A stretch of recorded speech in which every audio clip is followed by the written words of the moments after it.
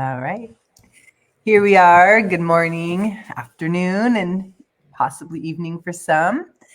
We're back, and it's great to be here with you, Pete, today. And we are going to work on a topic that Pete really went above and beyond. I love it. It's so great. Coming from a question from someone who was watching a couple weeks ago, and they presented us with kind of a situation in their life and a question of how to overcome these constant and consecutive challenges. So Pete, really, you did. I'm so happy you just like ran with it. So thank you to our viewer for bringing us a question. That's why we love having questions. It prompts a whole other you know way for us to go through on topics. So keep doing that, and thank you. And take it away, Pete. I'll start with overcoming life's consecutive challenges and ways to cope. Yeah, right. It's one where um, when I heard the question, it really made me think of one of my past clients who now uses this story in her business because it really was one where she thought like her life was over type of thing. So it was a couple years ago. She was doing really good in her career. Her family life was going really well. Like everything just seemed perfect, right? She's like, "Oh my goodness, like this is amazing, Pete." And then it felt like out of nowhere, she lost like all of it, right? So she made a big financial mistake. Her business was almost bankrupt. Like, so before she had a team of maybe it was like 8 or 10 people, she had to lay them all off, right? And if anyone's had to lay off anyone, we know how hard that is and how much it hurts, right? She was going, oh my goodness, like I'm just going to lose my business. This is my life. If I lose my business, I lose my house, and like going crazy.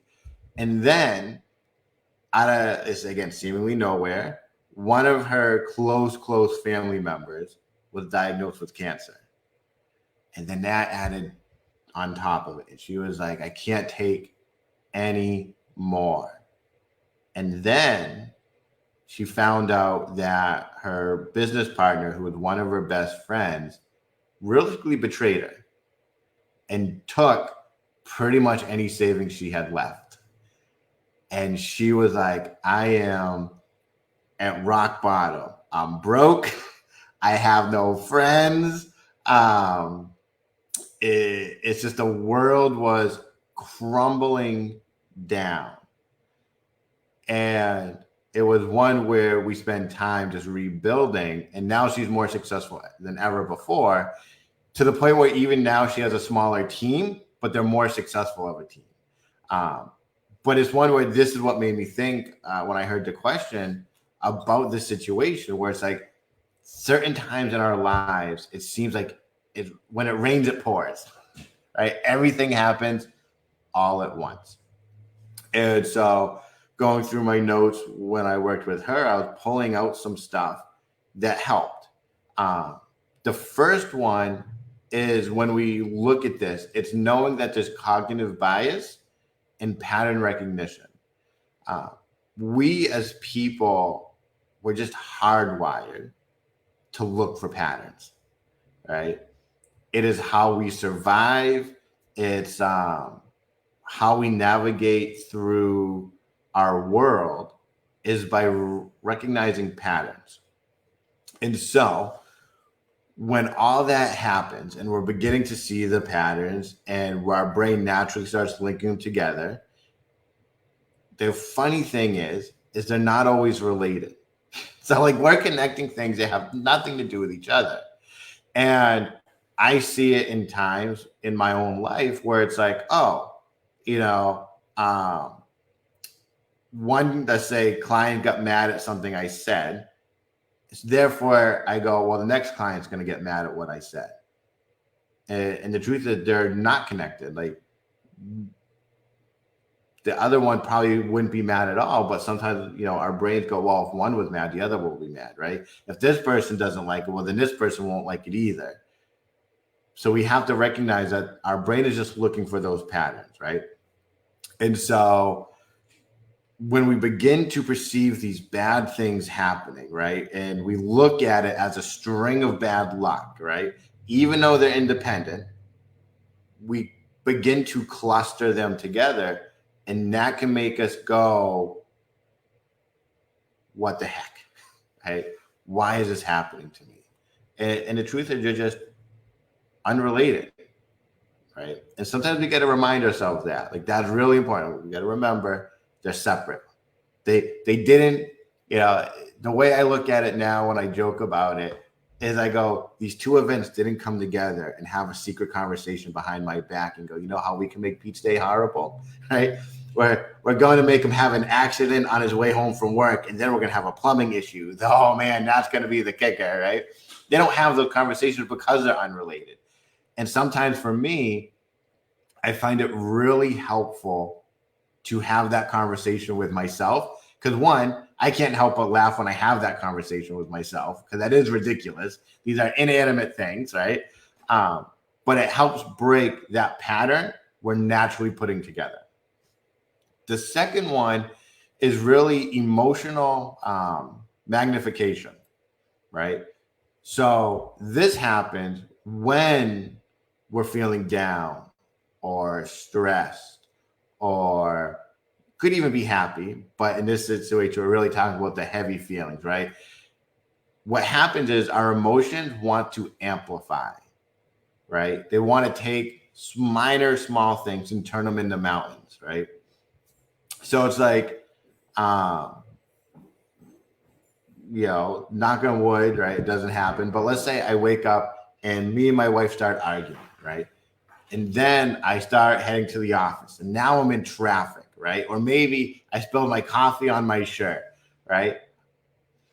Even though the traffic is something minor on another day, or maybe the coffee being spilled is a minor thing on another day, today it is amplified. It's now going from a 3 to a 10, right? Just because I had something set my emotional state in a certain direction earlier, right? And so sometimes when, again, we look at these things and we get to go, okay, one thing happened and another thing happened. How would I look at, let's say, the traffic jam on a day I was happy? Would I be bothered by it? Probably not, right? I'd be probably jamming out to the music, singing along, looking like a fool, right? But because of the argument, now I'm looking at it as just the worst thing in the world, right? So it kind of puts it in perspective for us to go, oh, maybe I can shrug this off, right? This is a minor thing. On a different day, it's no big deal, right? We need to remind ourselves that, right? Again, we're breaking the reasons why it thinks it needs to be there. So the other big one is really if something shares a root cause, right? So there's many times in our lives when multiple things arise because they share an underlying root cause. So I think a good example of that is usually financial struggles, right? So a financial struggle could lead to both housing issues and relationship stress, right? Same root cause causing two different problems, So it's not merely perception. These things are really connected together. And when we can recognize that certain things are linked together, well, then we realize, well, we don't have to address just a housing issue and the relationship issue or relationship stress separately. We realize that if we deal with the root cause, both of them get solved that way. So we got to begin to look at these three things when we're experiencing, let's say, struggles in our life, right? Is it a pattern recognition? Are we putting two things that are completely separate together? Are we just going, you know what, because I'm in a bad mood, everything sets me off, right? The computer taking an extra 2 seconds to load. Oh my goodness, I'm so stressed for time, right? Is it something more in depth, like, let's say, financial struggles, where that alone is affecting our relationships, our housing, our family, our every part of really of our life, right? That way we know how to tackle it, right? Because once we begin to feel drained, things become cloudy at best until we can actually take that step back, right? The step out of the smoke to go, well, what do I need to do, right? So this brings me into, I say, the next part of when we work is the emotional reservoir, right?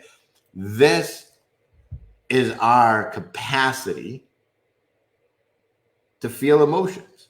We all have it. We all have that threshold, right? And understand that every challenging event we encounter in our lives just drains us a little bit more, right? When we face situations that just take a toll on our emotions, we just get depleted, right? So if another challenge keeps on coming one after another, we need to be able to recognize that our emotional reservoir, our capacity, gets depleted before it can get refilled. All right. So that when we think about that, we got to go, okay, so I got to do something to take care of myself, to refill my reservoir, my capacity. But we also have to understand that everyone has maybe a different resilience or threshold level, right? So I always think of this when I go to the gym with my friend Rob, right? He can bench press twice as much as me, if not more, you know, and he can do it safely, right? It doesn't strain his muscles like it would mine, right? Because just like physical fatigue, if I push myself to his level, I would really face serious injuries, you know, damage to my body. And emotional fatigue does very much the same thing, right? It lowers, and we all have different thresholds, and we need to understand where our threshold is, you know. And from that, we can either make it stronger if we don't think it's strong enough, not in a way of like, oh man, I got to throw myself in the deep end, but it's going, you know what? Let me get used to this, right? Because in my experience, something is always going to happen. Good, bad, indifferent, something is always going to come next. Life never stops, you know. But when we can go into and we get the tools to strengthen ourselves, we do really ourselves a good service on building our threshold so we can just handle more and more and get drained less and less, you know, longer and longer apart, right? The next one is cognitive impact.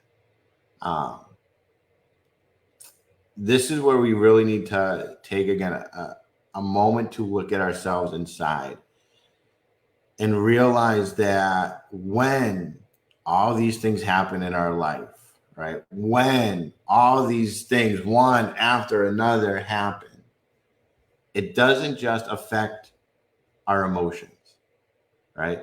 It affects our cognitive functions, right? Our abilities on our decision making, our problem solving, our critical thinking, right? All these things become impaired. And since they become impaired, as we're emotionally drained, it's harder for us to always see the clear answer or the easy answer or the best answer. And when that happens, again, it just amplifies everything we're experiencing, right? So hopefully a lot of you are going like, wow, like all these things are connected because they are, you know. The last two I'll try to go really quickly because I want to do a good meditation for this. But the next two are the hyper awareness and anticipation, right? This is where we become so hyper aware of bad things happening, right? Or challenges or threats happening. We're in such a heightened state, we're beginning to look for it, right? We're anticipating more bad things to happen, right? How often do we say, when will the other shoe drop, right? That hyper awareness just increases our perception that these events are just going to keep on happening. So again, we need to just take that step back to go, hey, these things aren't connected. If these things aren't connected, that means good things are coming. Good things will happen in between. We got to keep looking for that. And the last really big one is our physical repercussions, right? So just as we get emotionally drained, right, physical things will happen. We won't sleep as well. We won't eat as well. We'll get sick quicker. Those are just, I guess, some of the side effects I can think of off the top of my head. But they begin to, I say, more manifest in our lives because of everything going on, right? But again, let's say we become sleep deprived. Now, our reservoir, our threshold can't refill. It can't reset. And so then it starts, at 60% day 2. And then day 3, it starts at 30%. And then now our patience is running out. Our energy's low. We're just compromised in every area of our life. And so when this happens, right, our stress level goes up, and we just begin to navigate the world like with different lenses on, right? We're looking for the stressful things in our life, and we're looking for things that will drain our reservoir versus fill it up. And so this is one where the session I really want to be built around replenishing our reservoir, resetting our threshold, to give our mind and body the chance to rejuvenate the way it needs to. So we can see that all these things are separate. To go, wow, just because these things happen doesn't mean this good thing isn't going to happen. We get to, again, reset our glasses to the right frames to help us see the world in the proper way.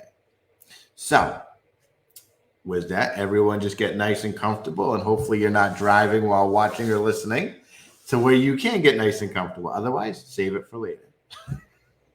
But when we're nice and comfortable, just take a nice deep breath in. And then when you exhale, just close your eyes. And I just want you to begin to focus on your breathing. I want you to notice the rise and fall of every breath. See, as you become more aware of your breathing, just really listen in. Can you hear the air flowing in through your nose or even your mouth? And when you exhale, can you hear it? Can you feel the temperature, the texture of all this air around you?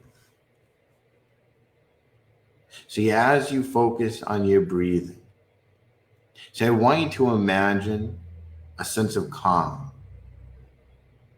a sense of serenity flowing into you.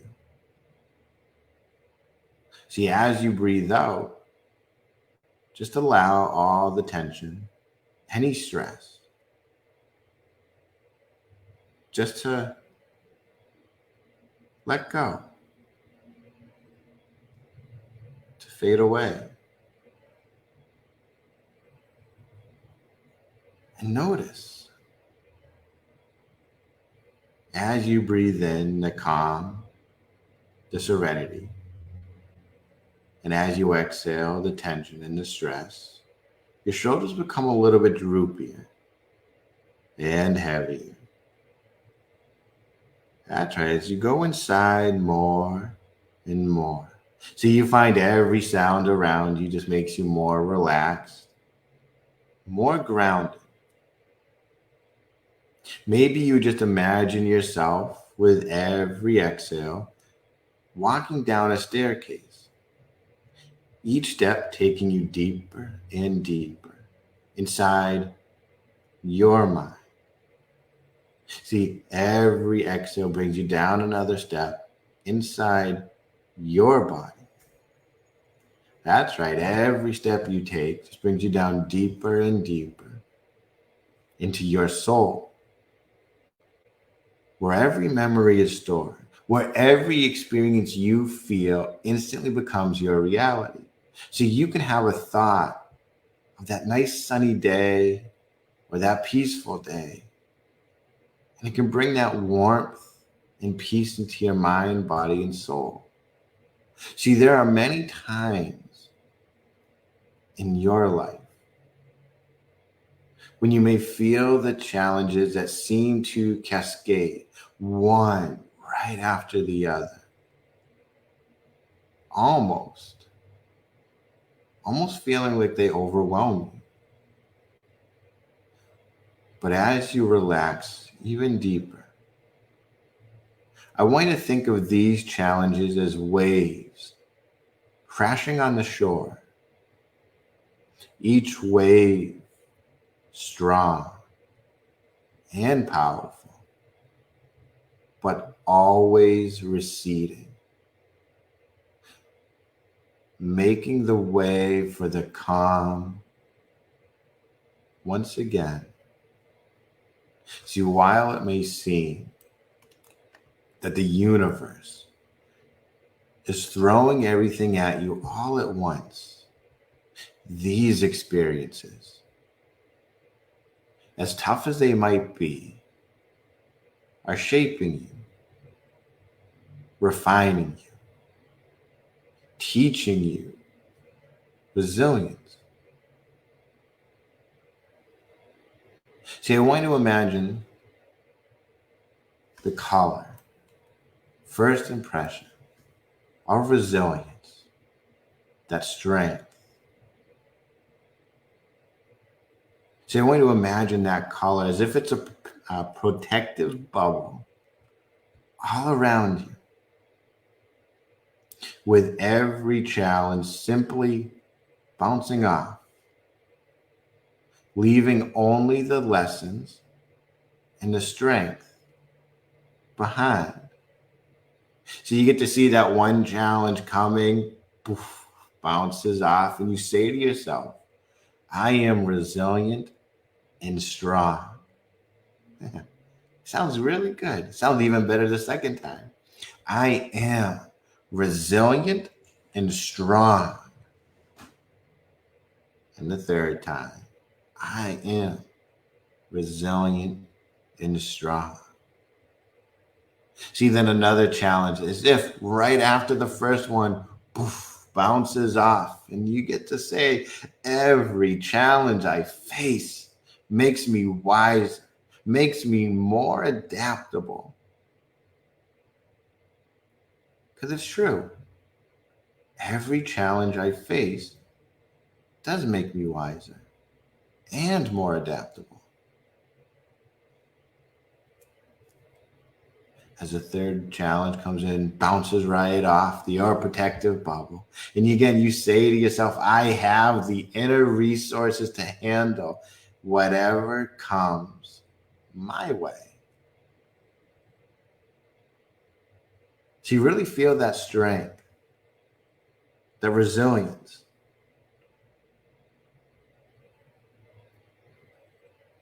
Wrap around you. See just how you get to make choices in your day, choices on what shirt to wear, what shoes to wear. If it's raining outside, do I bring an umbrella or do I just run through the rain? Just like you have those choices, you have the choice now to keep this protective bubble around you. So make that choice. Keep it or let it go. Because in a moment, I'm going to count from 1 to 5, in which each count you will feel more alert, more refreshed, more empowered. She has 1 and 2, becoming more aware of your surroundings. As 3, beginning to stretch and move. And 4, feeling the energy return and making that decision now to keep or let go of this protective bubble. As 5, eyes opening, fully awake and emerged and feeling ready and having the ability to face any challenge with resilience. Welcome back. And so, with this experience, I hope we can understand the importance of self care, whether it's reaching out support from a loved one or professionals like us, right? To look at everything that comes our way as an opportunity for growth, holding on to the lessons while letting the situation go, but also while staying grounded in mindfulness and in meditation.